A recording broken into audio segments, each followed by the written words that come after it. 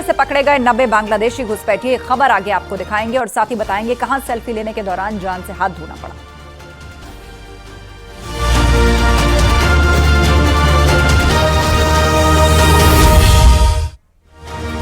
मथुरा से 90 बांग्लादेश घुसपैठियों को पुलिस ने पकड़ा है। ये सभी पिछले 4 से 5 महीने से यहां छिपकर मजदूरी कर रहे थे और अब सुरक्षा एजेंसियां इनसे नेटवर्क का पता लगा रही हैं। ये रिपोर्ट देखिए।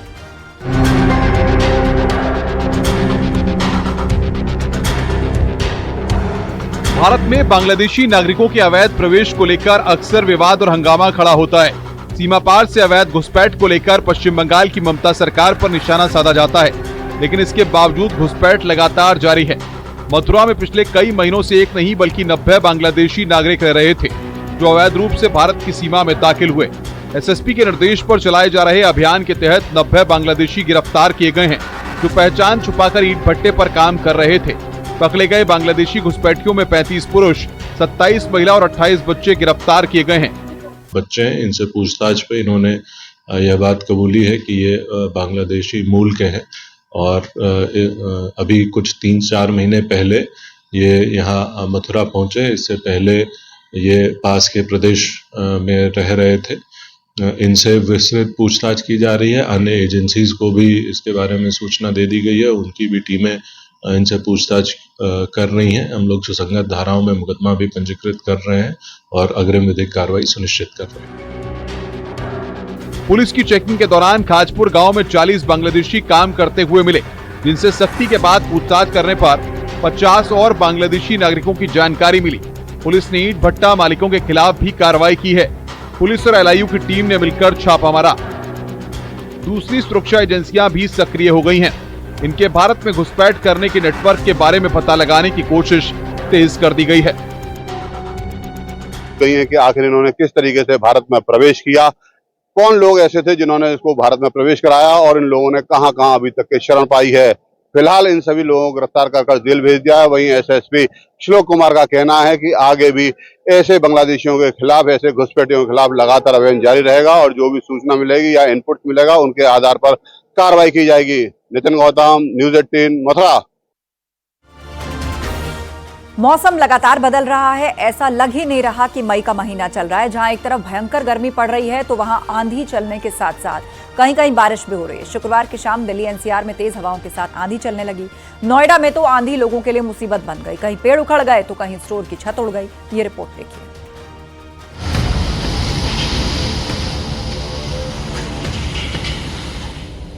कहीं छत उड़ गई, कहीं पिलर उखड़ गया, कहीं खिड़की दरवाजे टूट गए। हर तरफ बर्बादी के निशान दिख रहे हैं। मई के महीने में ऐसा हाहाकारी मंजर अमूमन दिखाई नहीं देता, लेकिन देखिए किस तरह गर्मी के बाद आंधी ने कहर बरपाया है। धूल भरी आंधी अपने साथ सब कुछ तिनके की तरह उड़ा रही थी।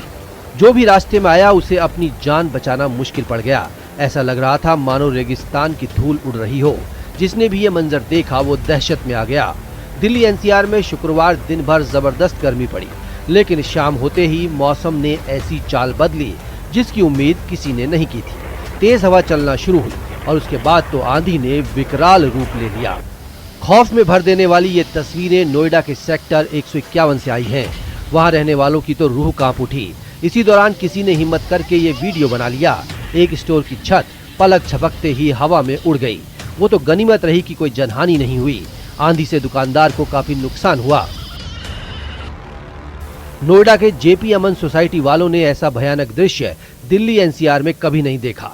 तेज आंधी की चपेट में आकर एक फ्लैट का भारी भरकम दरवाजा और खिड़की ही उखड़ गई। फ्लैट के अंदर सारा सामान बिखरा हुआ है। फ्लैट मालिक को लाखों का नुकसान हो गया। ग्रेटर नोएडा के सेक्टर 22D में ओएसिस ग्रैंड स्टैंड सोसाइटी में आंधी ने भारी नुकसान पहुंचाया। आंधी की वजह से पिलर बालकनी में गिर गया। बालकनी की दीवार ढह गई। वो तो गनीमत रही कि हादसे के वक्त वहां कोई मौजूद नहीं था। सोसाइटी में लगे पाइप को भी नुकसान पहुंचा है।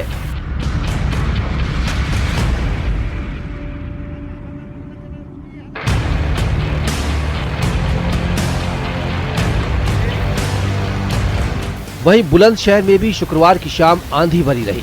तेज हवाओं के साथ धूल उड़ने लगी।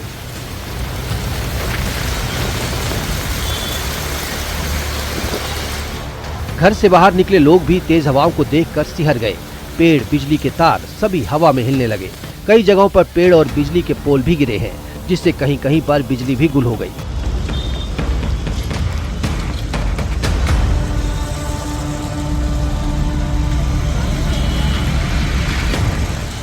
जोरदार बारिश भी देखी गई। तेज हवाओं ने गर्मी से राहत दी, लेकिन जनजीवन अस्त व्यस्त हो गया।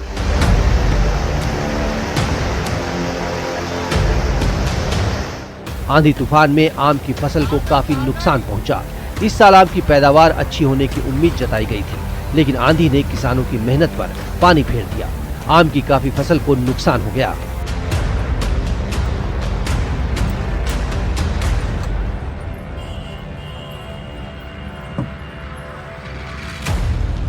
सिद्धार्थनगर में भी आंधी ने लोगों का इम्तिहान लिया।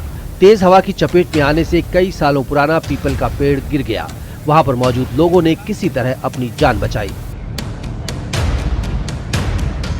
Bureau report, news 18, UP Uttarakhand.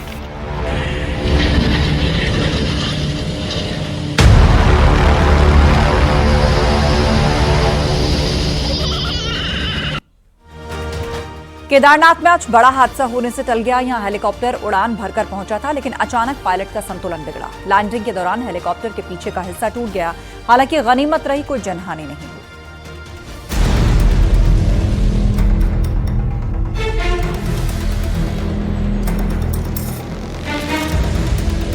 Kedar घाटी में ये हेलीकॉप्टर उड़ान भरकर पहुंचा था, लेकिन तभी अचानक पायलट का संतुलन बिगड़ा। उसे लैंडिंग की कोशिश की गई, जिसके बाद हेलीकॉप्टर जमीन पर तो उतरा, लेकिन उसके पीछे का हिस्सा टूट गया। वो तो गनीमत रही कि कोई जनहानि नहीं हुई। हादसे के दौरान डॉक्टर, पायलट समेत 3 लोग सवार थे। एम्स ऋषिकेश की हेली एम्बुलेंस सेवा केदारनाथ गई थी। बताया गया है कि केदारनाथ धाम में दर्शन के लिए पहुंची एक महिला श्रद्धालु की तबीयत ज्यादा बिगड़ गई थी। इमरजेंसी को देखते हुए हेली एम्बुलेंस यहां आ रही थी। केदारनाथ हेलीपैड पर लैंड किया जा रहा था। लैंडिंग करने से पहले ही उसमें कुछ हेलीकॉप्टर में टेक्निकल इशू आ गया, जिसकी वजह से हेलीपैड पर लैंड ना करके वो हेलीपैड से पहले ही लैंड हो गया और उसमें उसके टेल रोटर टूट गया है। उसमें कुछ तकनीकी प्रॉब्लम आ गई है। उस हेलीकॉप्टर में 2 डॉक्टर और 1 पायलट सवार थे। वो सभी तीनों सुरक्षित हैं और अभी जो है सूचना के अनुसार इसकी डीजीसीए द्वारा तकनीकी जांच की जाएगी, जिससे पता चलेगा कि उसमें वाकई में प्रॉब्लम क्या आई। हादसे के वक्त वहां तैनात कर्मचारियों और सुरक्षा कर्मियों ने तुरंत मौके पर पहुंचकर हालात को संभाला और सभी लोगों को सुरक्षित तरीके से बाहर निकाला। केदारनाथ धाम में इन दिनों भारी संख्या में श्रद्धालु पहुंच रहे हैं।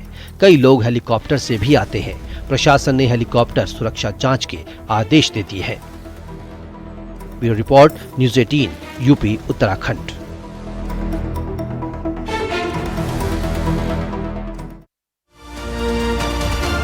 आगरा में एक लड़का मौत के मुंह से बाहर निकल आया क्योंकि उसकी किस्मत ने सही वक्त पर साथ दिया।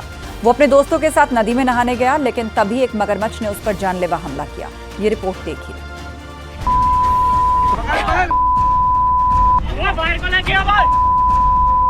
मगर करना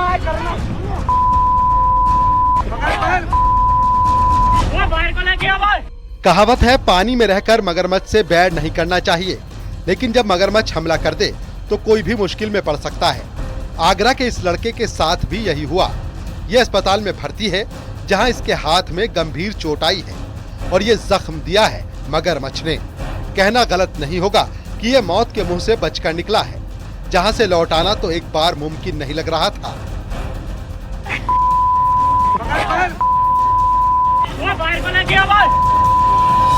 मगर करना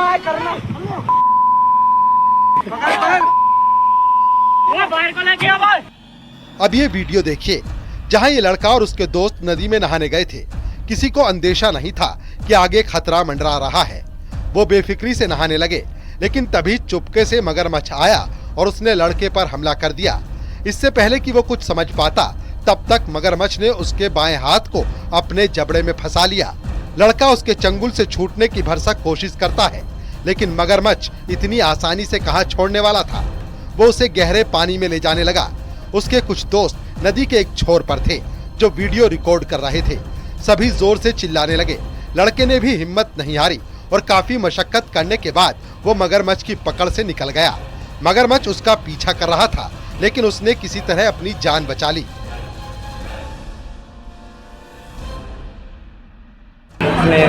उसको खींच के लेके आए, दोस्त लोग भी थे साथ, उनको आवाज दिया, वो भी आए, उसको हम पार्क तक खींच के लेके आए 20-30 मीटर। तब उसने बाद में आके उसने ऐसे हाथ छोड़ा, इस वाले हाथ से मैंने उसका मुँह पकड़ लिया था। मामला आगरा के जैतपुर थाना क्षेत्र के कैजरा घाट का है। घटना की जानकारी मिलने के बाद आसपास के लोग भी नदी के पास जमा हो गए। लड़के के परिजन भी मौके पर पहुंच गए। वो दर्द से बुरी तरह कराह रहा था। बाद में उसे नजदीक के अस्पताल ले जाया गया, जहां उसका इलाज चल रहा है। आगरा से न्यूज़ 18 के लिए शिव कुमार की रिपोर्ट।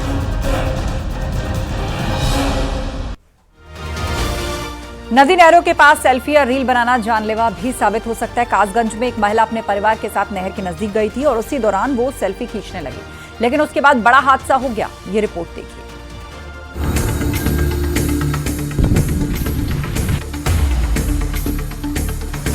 सेल्फी खींचने के दौरान हादसा। महिला नहर में गिरी, जान चली गई। कासगंज के हजारा नहर के पिकनिक पॉइंट पर यह महिला अपने परिवार के साथ आई थी, लेकिन इसी बीच वो सेल्फी लेने की कोशिश करने लगी।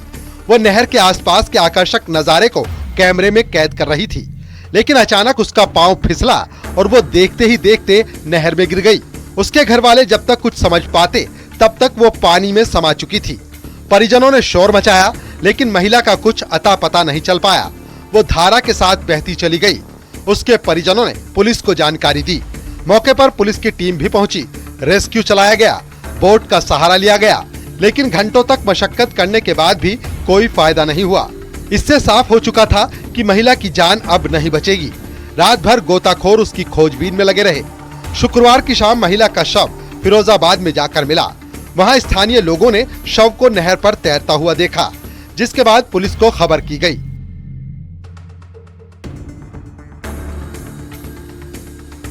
घटना कासगंज के नदरई इलाके की है। गुरुवार को 30 साल की महिला शबाना अपने परिवार के साथ एटा गई थी। वहां दरगाह शरीफ पर चादर चढ़ाने के बाद जब वो लौट रहे थे, शाम करीब 7 बजे नदरई पिकनिक पॉइंट हजारा पर गाड़ी को रोका गया। कहा जा रहा है कि इसी दौरान बेटे के जिद करने पर शबाना सेल्फी लेने लगी, लेकिन तभी उसके साथ ही अनहोनी हो गई। महिला का शव मिलने के बाद उसकी शिनाख्त की गई। उसके परिजनों को सूचना दी गई। बाद में महिला के शव को पोस्टमार्टम के लिए भेजा गया। फिलहाल पुलिस पूरे मामले की जांच में जुटी है। न्यूज़ 18 के लिए कासगंज से अजेंद्र शर्मा की रिपोर्ट।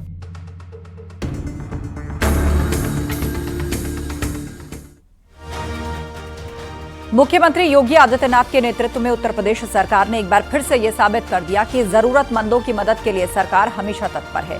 नए वित्तीय वर्ष की शुरुआत से लेकर अब तक महज 43 दिनों में 8,180 जरूरतमंदों को करीब 153 करोड़ रुपए की आर्थिक सहायता दी गई, जो जनहित कामों में बहुत बड़ा रिकॉर्ड बन गया है।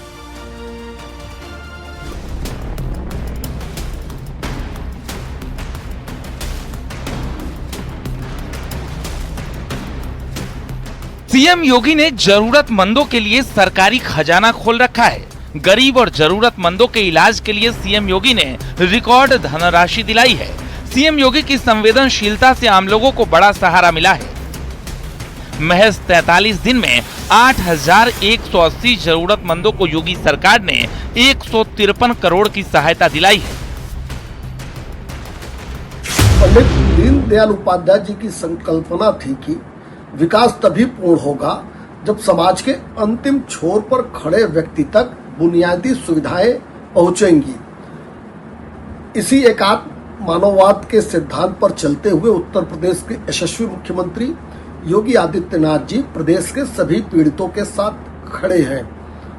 महज 43 दिनों के अंदर 8,180 रोगियों को सहायता प्रदान किया है। योगी आदित्यनाथ जी की सरकार ने 1.53 अरब रुपए से इन रोगियों में हृदय रोग से संबंधित व्यक्ति, कैंसर से पीड़ित व्यक्ति, किडनी से पीड़ित गंभीर प्रकृति के व्यक्ति शामिल हैं।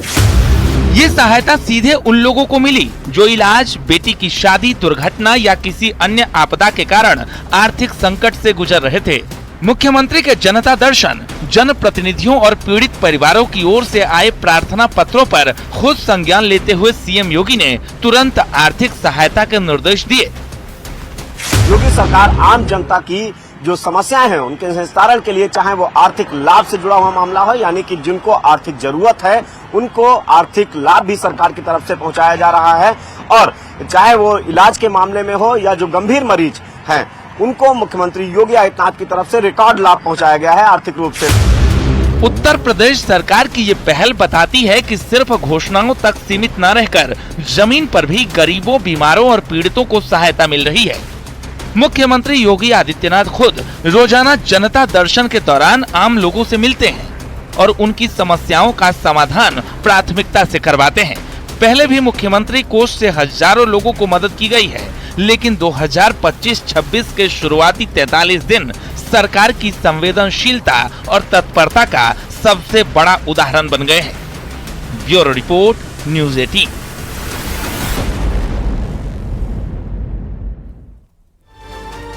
बागपत के दोघट थाना क्षेत्र से एक हैरान करने वाला मामला सामने आया, जहां एक युवक ने पाकिस्तान के समर्थन में इंस्टाग्राम पर आपत्तिजनक पोस्ट डाल दी। पोस्ट वायरल होने के बाद पुलिस ने कार्रवाई करते हुए युवक को गिरफ्तार कर लिया और उसे सबक सिखा दिया। देश विरोधी पोस्ट ने सोशल मीडिया पर तेजी से तूल पकड़ा और लोगों में आक्रोश फैल गया। हालांकि अब युवक ने अपने कम पढ़े लिखे होने का हवाला देकर कहा कि मुझसे गलती हो गई। पोस्ट के वायरल होते ही भारतीय जनता पार्टी ने जिला मंत्री अमित चौधरी तमेलागढ़ी ने मामले को संज्ञान में लेते हुए दोघट थाने में तहरीर दी और जानकारी के मुताबिक आरोपी गिरफ्तारी से बचने के लिए मुंबई भागने की फिराक में था, लेकिन सटीक सूचना के आधार पर पुलिस ने उसे गिरफ्तार कर लिया। सभी देश प्रेमियों को मेरा नमस्कार। वंदे मातरम, भारत माता की जय। मैं फेसबुक चलाता हूँ। मैं ज़्यादा पढ़ा लिखा तो नहीं हूँ, लेकिन मैं एक रील देख रहा था फेसबुक पे। वो मैंने गलती से अपनी स्टोरी लगा दी। मुझे मालूम नहीं था कि उसमें लिखा क्या हुआ था। मैंने सोचा कोई कॉमेडी बात लिखी है, तो मैं माफ़ी चाहता हूँ कि मुझसे वो गलती हो गई, मुझे माफ़ करे। और मैं हिंदुस्तान का रहने वाला हूँ, हिंदुस्तान का नाच खाता हूँ। भारत जिंदाबाद था, जिंदाबाद है, जिंदाबाद रहेगा। आज का विषय था मंगला कनवाड़ा गांव से एक उस्मान नाम का लड़का, जिसने अपने इंस्टाग्राम पर देश के विरोध में पोस्ट डाली है और उसमें पाकिस्तान की प्रशंसा उसने करी है। और हमने उसके खिलाफ यहाँ पर थाने में आकर अनेक कार्यकर्ता हमारे साथ में हैं, उन्होंने यहाँ पर उसके खिलाफ तहरीर की। मेरठ की प्रियांशी का सिलेक्शन एयरफोर्स में अग्निवीर के रूप में हुआ। एयरफोर्स वाई श्रेणी में सिलेक्शन से पूरे गांव में खुशी है। ऑल इंडिया रैंक 2 हासिल करने वाली प्रियांशी ने बताया कि वो अग्निवीर योजना के तहत सेना में भर्ती होने का उसका ये लास्ट अटेम्प्ट था और अग्निवीर योजना को युवाओं का भविष्य बदलने वाला वो फैसला मानती है। देश की सेवा करने का मौका मिलना सबसे बड़ा सौभाग्य है। मुझे बहुत खुशी है ये, क्योंकि मैंने ऑल इंडिया रैंक 2 पाई है एयरमैन में, एयरफोर्स वाई ग्रुप में। और इसके लिए मैंने तैयारी अपनी से RW प्लेटफॉर्म से की थी, जहाँ मैंने अपनी रिटर्न की तैयारी की थी। उसके बाद फिर हमारा फेज़ 2 हुआ और मेडिकल फिजिकल हुए ये सब, और उसके बाद अब क्वालिफाई करने के बाद अब रैंक 2 आई है, तो मुझे बहुत खुशी है और घर में भी सब बहुत खुश हैं। और सेना को ज्वाइन करने का मेरा बचपन से स्रोत तो मेरे दादाजी रहे हैं, जिन्होंने आर्मी में सर्व किया है। मेरे लिए बहुत प्राउड का मोमेंट है कि मुझे देश की सेवा करने का मौका मिला है। और मैं अपनी तैयारी ऐसा, जैसा कि अग्निवीर में है कि 25% को परमानेंट भी किया जाएगा, तो मेरी तैयारी हमेशा रहेगी उसके लिए कि मैं सेना को परमानेंट ज्वाइन कर सकूं।